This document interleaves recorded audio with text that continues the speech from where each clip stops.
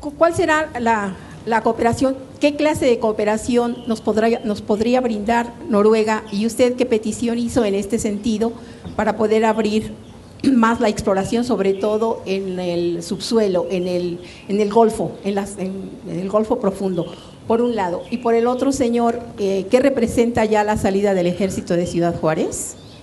Gracias. Bien, gracias, Berta. Como ha dicho el señor primer ministro, tenemos enormes oportunidades de cooperación entre México y Noruega. En primer lugar, en la parte comercial, como él ha dicho. En la parte comercial, Statoil y Pemex, de acuerdo con las reformas aprobadas en el 2008 en nuestro país, pueden celebrar contratos incentivados, contratos mucho más flexibles, mucho más acordes con la competitividad y productividad que se merecen, que necesita cada proyecto, y a través de esos contratos previstos en la ley se podrá desde luego tener una actividad conjunta entre Pemex y Statoil mucho más cercana, que nos permitiría, si así lo deciden y se llegara a convenir, aprovechar la experiencia, la tecnología, el conocimiento, el propio financiamiento incluso de empresas como Statoil o como otras empresas especializadas del mundo. No tenemos todavía una participación concreta porque Petróleos Mexicanos está iniciando el proceso de celebración de este tipo de contratos y ha empezado con lo que llamamos yacimientos maduros. Son yacimientos que ya han sido explotados ahora y lo que se trata es que con la nueva tecnología disponible podamos extraerle un poco más de petróleo y gas que a través de estos contratos se buscará hacer. Statoil podría participar en ellos, pero tengo entendido que el interés de Statoil puede ser ayudar o celebrar este tipo de contratos en tecnología, como usted señala, más orientada hacia el mar, hacia aguas profundas, y esa ronda de contratos seguramente vendrá después, una vez que se haga una evaluación de cómo surja en Pemex la ronda de contratos incentivados para campos maduros. Otra área de colaboración es, sin duda alguna, la experiencia de Statoil. Statoil logró separar, como nos explicaba el primer ministro, las decisiones y las presiones y los intereses estrictamente administrativo-políticos de un gobierno o sindicales, etcétera, de los intereses y las decisiones comerciales y de negocio, que son las que debe seguir fundamentalmente la empresa, y eso le ha dado éxito.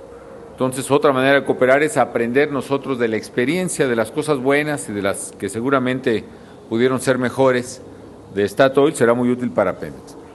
Y finalmente, como el ministro lo señalaba, también a través de los proveedores de Statoil, a través de la industria noruega, en este caso vinculada al sector de petróleo, que permitirá a Pemex tener acceso también a tecnología, pues no sé, desde equipo, tecnología, conocimientos, experiencia, servicios que puedan prestar a Pemex, provisión de equipo para Petróleos Mexicanos, etcétera. Pues es una industria muy especializada en Noruega y serían las tres vías de cooperación.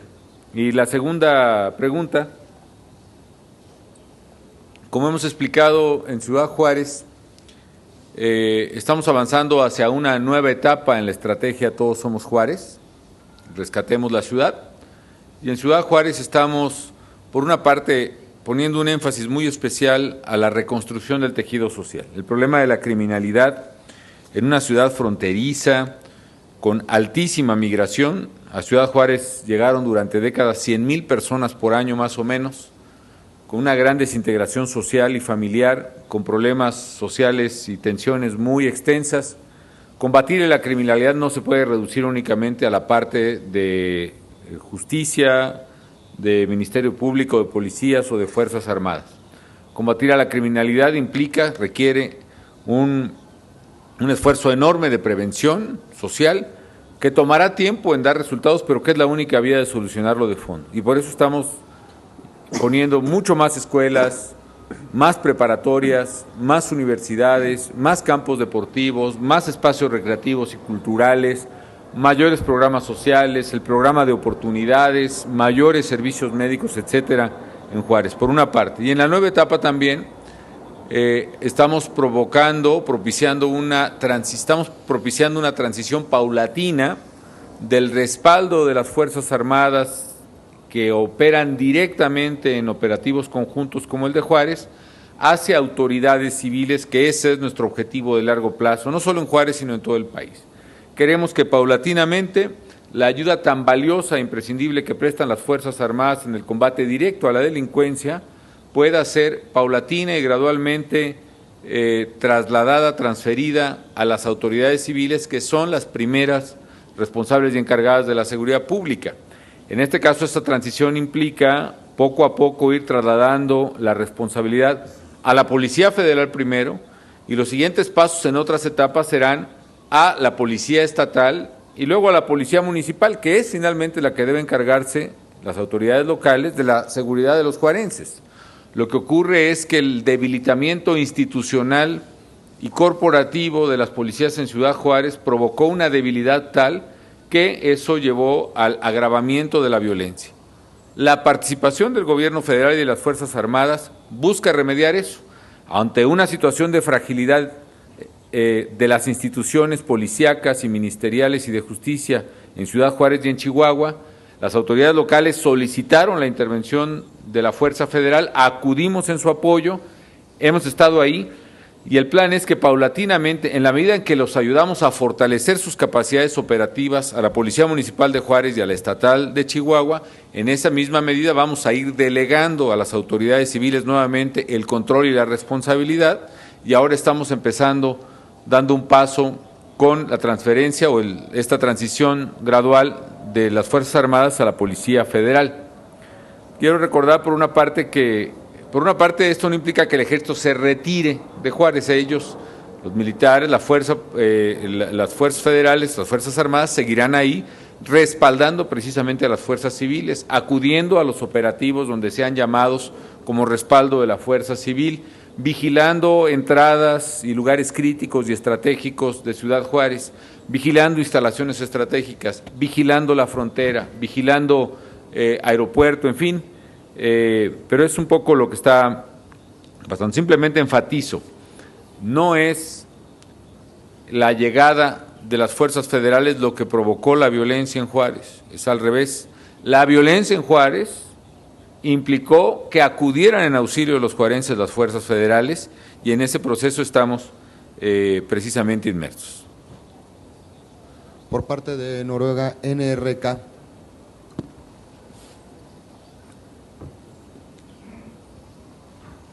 President Calderon, why do you think the meeting in Cancun will be a success where the meeting in Copenhagen was a fiasco?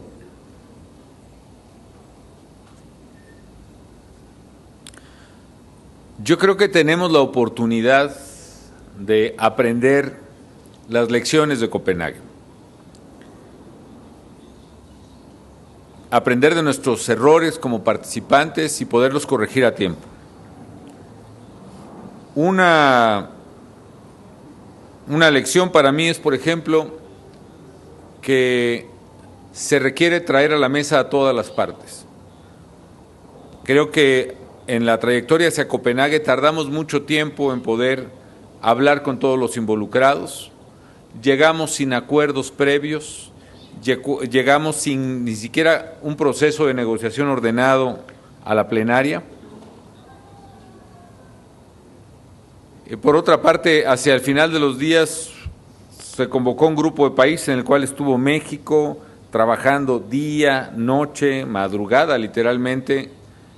Por otra parte había otros grupos trabajando por su parte, luego hubo otro pequeño grupo en el que participaba Estados Unidos, Brasil, China, India, etcétera, y eso finalmente pues reflejó el resultado que tenemos. Me parece que si desde ahora tratamos de poner a todas las partes en la mesa, escuchar todas las voces, ver todos los intereses, creo que tenemos una mejor posibilidad de tener un resultado en Cancún. Eso es lo que está haciendo México, y desde ahora estamos como país, aunque quien preside formalmente la conferencia en este caso sigue siendo Dinamarca. Hasta nosotros como país anfitrión estamos comunicándonos ya con todas las partes, con el grupo de los 77 o los grupos de los países menos desarrollados, con los estados insulares, con los países desarrollados. En este caso, la visita del primer ministro de Noruega es fundamental para diseñar una estrategia conjunta, seguir impulsando los temas financieros. Estamos hablando con Brasil, India, China, Sudáfrica, India, que tienen especiales preocupaciones porque queremos resolverlas. En nuestro caso estamos hablando con los países latinoamericanos que en la madrugada del plenario donde se estaba votando el Acuerdo de Copenhague votaron en contra, yo creo que por un problema de falta de negociación, porque nadie había hablado con ellos ciertamente, nadie les había explicado lo que estábamos negociando. Estamos ya hablando con ellos, con algunos países latinoamericanos, en fin, estamos aprendiendo las lecciones de Copenhague y tratando de llevar una negociación muy cuidadosa. Segundo, otra es tampoco tener mucho cuidado en el manejo de las expectativas. En Copenhague se generó una enorme expectativa que no fue útil para que la negociación fuera exitosa por una parte, y segundo, generó una enorme frustración colectiva a nivel mundial.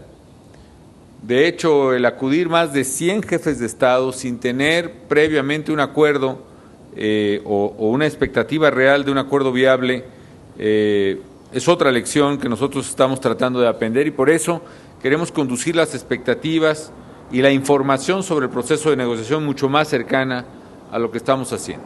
Tercero, probablemente en Copenhague o algo que tenemos que hacer es, ahora en México, es no tratar de resolver todos los temas y hasta su conclusión final, sino ir resolviendo temas concretos que pueden ser útiles para resolver el resto de los temas. Me explico.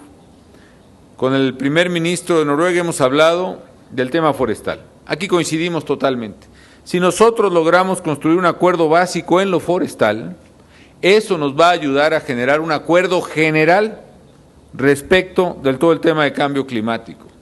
Si nosotros logramos un acuerdo básico en lo financiero, mecanismos concretos para reunir dinero para el Fondo Verde y a la vez mecanismos concretos para, con el enfoque basado en resultados, aplicar esos recursos de manera clara, pragmática, verificable, medible, eso nos va a ayudar para tener un acuerdo en lo general. Entonces, el enfoque en temas específicos y de manera muy pragmática nos puede ayudar a tener un mejor resultado. No quiero tampoco albergar falsas expectativas ni esperanzas. Va a ser una negociación muy, muy difícil. Sin embargo, creo que en la medida en que logremos conjuntar un núcleo de países que sí queremos el cambio, que sí queremos avanzar, que sí queremos un acuerdo y tenemos una propuesta clara y viable para todos o para la mayoría de los países, creo que podremos tener un avance importante en Cancún. Sé que sería irresponsable de mi parte decir que estoy seguro o que está asegurado el éxito, pero sí creo que tenemos la oportunidad de convertir una buena parte de la decepción generada en Copenhague en resultados concretos y de buena fe que sí es posible alcanzar y en el cual estamos trabajando conjuntamente Noruega y México. Gloria Hernández, MBS. Buenas tardes, presidente. Por una parte me gustaría que nos comentara un poco sobre a qué se debe este plazo del que se habla de hasta 10 años para que el ejército mexicano permanezca en las calles. ¿De qué manera estaríamos hablando de que se pudiera blindar esta permanencia, tomando en cuenta que pues estamos hablando del año 2020? Y a propósito de este asunto también nos gustaría tener una opinión con respecto a la aparición del Mayo Zambado en la revista Procesa con Julio Scherer, por favor. Bueno, lo primero es el esfuerzo de la seguridad pública, por la seguridad pública en México, es un esfuerzo de largo plazo. Lo dije desde el primer día de mi mandato y lo repito. Nuestro objetivo como gobierno es que México sea un país de leyes, donde se respete el Estado de Derecho, donde cada familia mexicana, cualquiera que sea su condición social, económica, cualquiera que sea el lugar donde viva, se pueda sentir tranquila y en paz en su hogar, en su trabajo y en su escuela. Y no vamos a descansar hasta lograrlo. Pero para lograrlo, tiene que implicar un enorme esfuerzo porque estamos enfrentando problemas de décadas. Estamos enfrentando un problema que, por no haber sido atendido a tiempo, afecta notablemente a los mexicanos. Y como dije el primer día de mi gobierno, insisto, nos va a tomar tiempo, nos va a costar dinero y nos va a costar, y por desgracia ya ha ocurrido, vidas humanas. Pero en esa lucha, yo dije, yo estaré al frente y así hemos estado. Y hemos estado de manera decidida, aplicando toda la fuerza del Estado, incluyendo las Fuerzas Armadas, para restablecer plenamente el Estado de Derecho en cualquier punto del país, para perseguir a los delincuentes y para devolverle a los mexicanos la seguridad que merecen y que su dignidad exige. Eso efectivamente ha sido un esfuerzo muy seguido en México y en el mundo, independientemente de que nuestro país observe índices de criminalidad que quizá no correspondan a muchas versiones de lo que se dice de México. Como he dicho, los homicidios por cada 100,000 habitantes en México son del orden del 11.5 homicidios por cada 100,000. En el caso de la mayoría de los países en Latinoamérica están por encima de ese índice de criminalidad. En el caso de Brasil son 22 homicidios por cada 100,000, casi el doble de México. En el caso de Colombia son 36 homicidios por cada 100,000, casi el triple. Y en el caso de El Salvador, de Honduras, de Guatemala, están incluso por índices 4 o 5 veces más mayores al de México. De hecho, en la escala de países latinoamericanos, México está en el grupo de la cuarta parte de países con menores índices de homicidios por cada 100,000 habitantes. Bueno, me desvié un poco de su pregunta, pero el punto es la presencia de la fuerza pública y de las fuerzas federales, específicamente de las Fuerzas Armadas, obedece a ese propósito de restablecer la seguridad pública de los ciudadanos. Segundo, esa expresión obedece a lo que hemos dicho, que esta es una batalla de largo plazo que vamos a ganar, pero que implica costos de tiempo, de recursos y de vidas, que estamos dispuestos a enfrentarlos con objeto de ver a nuestro México como un país plenamente seguro y desarrollado. Y por otra parte, lo que el Ejército está en cumplimiento de su misión establecida en la Constitución, de preservar no solo la soberanía exterior del país, sino la seguridad interior del país.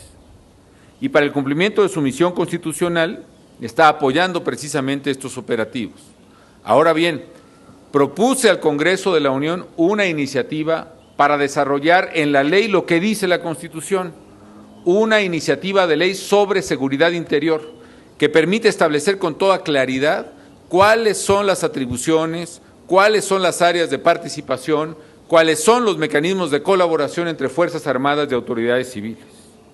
Esa ley es indispensable para que tengamos con toda claridad y nitidez bien definidos los campos de participación de las policías y de las Fuerzas Armadas. Así que yo aprovecho su pregunta para respetuosamente exhortar al Congreso de la Unión, respetuosamente pedirle al Congreso de la Unión que analice, discuta y resuelva, en un sentido o en otro, pero resuelva ya el tema de seguridad interior. Una iniciativa que está presentada al Congreso desde hace meses y que es muy importante para darle certidumbre a la sociedad y certidumbre también a las Fuerzas Armadas. Hay otras iniciativas en materia de seguridad. Propuse, por ejemplo, cadena perpetua para el caso de secuestradores que asesinen o mutilen a sus víctimas. Hemos tenido avances, hemos tenido importantes capturas en el combate a este problema, pero necesitamos un refuerzo legislativo. Yo insisto también respetuosamente en que se desahogue la iniciativa que presenté hace 2 años para establecer cadena perpetua a secuestradores que atenten contra sus víctimas. También exhorto al Congreso de la Unión a resolver esa iniciativa y otras que tipifican otros delitos no tipificados hasta ahora en México que tienen que ver con delincuencia organizada. Su segunda pregunta, no haré un comentario específico del tema, pero simplemente reitero lo que he dicho ante ustedes, que mi gobierno está comprometido por la seguridad de los mexicanos y en consecuencia combate a todos y por igual de los grupos criminales que operan en el país. Que el esfuerzo del gobierno federal es sin distingos y sin cuartel. Y por esa razón habrá algunos que se sienten acosados, perseguidos de la criminalidad, por supuesto, porque estamos combatiendo a todos los grupos criminales sin distingos. Nuestro criterio es que quien en México respete la ley, respete a los demás, respete las vidas y el patrimonio de otros, respete la salud de otros, se conduzca, en pocas palabras, conforme a la ley, tendrá el apoyo del gobierno. Pero quien atente contra la ley, atente contra la vida, el patrimonio o la salud de otros, será perseguido con toda la fuerza del Estado. Última pregunta, Aftenposten.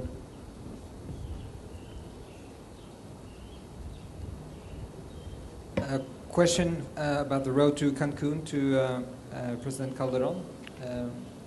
Given your different talks with the different parties, can you comment on what emerges in those talks as the most difficult and pressing issues, conflicts of interest to be resolved if Cancun is to be a success?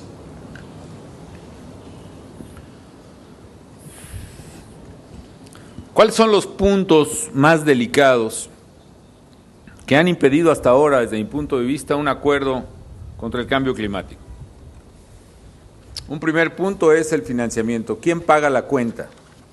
Esa es la verdad. Es decir, se habla generalmente de cifras, de cantidades enormes a veces, pero no habrá un acuerdo hasta que no haya claridad en la responsabilidad acerca de quién asumirá el costo de combatir el cambio climático.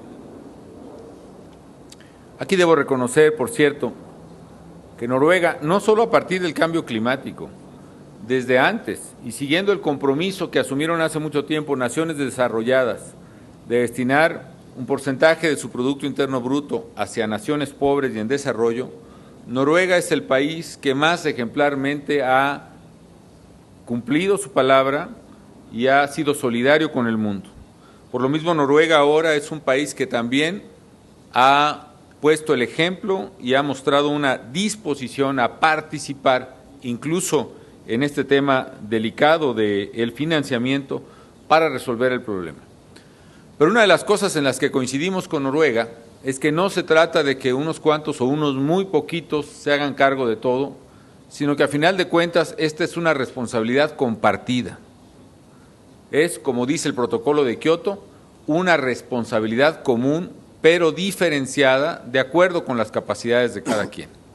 En la medida en que nosotros seamos capaces de traducir en un nuevo acuerdo qué significa en términos concretos, qué significa en español o en noruego, la responsabilidad común, pero diferenciada de acuerdo con la capacidad de cada quien a la hora de combatir el cambio climático, qué significa en programas, qué significa en apoyos, qué significa en compromisos, ese día podremos encontrar una solución. Y lo segundo, y muy relacionado con ese tema del costo del combate al cambio climático, es un dilema, y que yo espero que logremos demostrar que es un falso dilema, entre crecimiento económico y combate al cambio climático, entre desarrollo con justicia y combate al cambio climático. Para muchos países en desarrollo, México incluido, hay todavía enormes rezagos de pobreza, de gente que no tiene acceso al agua potable, de gente que no tiene un ingreso mínimo para comer todos los días. Y para muchos países, no es el caso de México, de estos en desarrollo, se piensa que combatir el cambio climático va a implicar frenar el crecimiento económico y frenar el desarrollo. ¿Cuál es el punto de vista de México? Hay una ruta distinta que tenemos que encontrar para resolver ambos problemas a la vez. Tenemos que encontrar la ruta del desarrollo humano sustentable, la ruta del crecimiento económico con sustentabilidad, y esa ruta existe y es posible. De manera tal que parte del reto de aquí a noviembre es encontrar programas concretos, mecanismos concretos que demuestren que es posible al mismo tiempo crecer económicamente, combatir la pobreza y combatir el cambio climático. Un ejemplo en el que estamos empeñados el primer ministro y yo, los mecanismos forestales. Si en México hay una comunidad indígena de las más pobres del país, que es propietaria de selva o de bosque, esa comunidad indígena ya destruyó la selva o el bosque porque no tiene medios para sobrevivir. Entonces afectó el clima, el medio ambiente, empobreció la tierra, se empobreció la comunidad. ¿Qué tenemos que hacer? Cambiar ese problema. Nosotros podemos darle a esa gente un pago por servicios ambientales, pagarle a esa comunidad indígena porque cuide su selva o porque reforeste su bosque o su selva, y pagarle año con año una cantidad en la medida en que ese bosque va creciendo. Con esta acción crece la economía porque empiezo en otro orden. Con esta acción se beneficia a la comunidad porque recibirá por primera vez un ingreso que le permitirá combatir la pobreza en el que vive. 2, se mejora el medio ambiente porque cada metro cúbico que crece ese árbol o ese bosque es dióxido de carbono que secuestramos de la atmósfera, que regresamos al suelo. Y tercero, crece la economía porque probablemente esa parcela o esa comunidad podrá en el futuro tener un desarrollo forestal sustentable, podrá explotar racionalmente la madera o los bosques de las cuales son dueños y que ellos mismos han plantado o ellos mismos han cuidado, de manera tal que sí hay un camino para el desarrollo humano sustentable. Contestando su pregunta, lo que dificulta el acuerdo es el costo de enfrentar el cambio climático en los países desarrollados y también el dilema, o yo diría el falso dilema, que es si combatimos el cambio climático, perdemos la oportunidad de crecer y combatir la pobreza, que es el argumento de los países pobres y en desarrollo. ¿Cuál es la solución? Encontrar los mecanismos que al mismo tiempo nos permitan combatir el cambio climático y combatir la pobreza con crecimiento económico.